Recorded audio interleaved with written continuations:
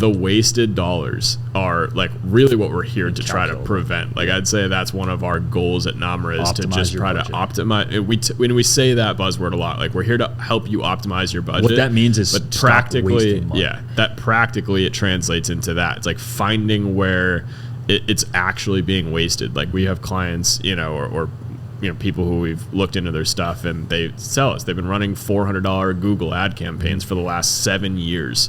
And like $400 a month times 7 years, and they're like, yeah, just kind of like whatever. It just kind of keep it running. I'm afraid to stop them, but they're not like expertly looking into how they can optimize it, how they can better target things so that the budget is spent more effectively, and that's so important because the wasted dollars just compound, and what you could do with the additional leftover is amazing. I've known people that have set up call objective AdWords campaigns, yet they have no one answering the phone. That's a lovely crazy. one. Like that's crazy.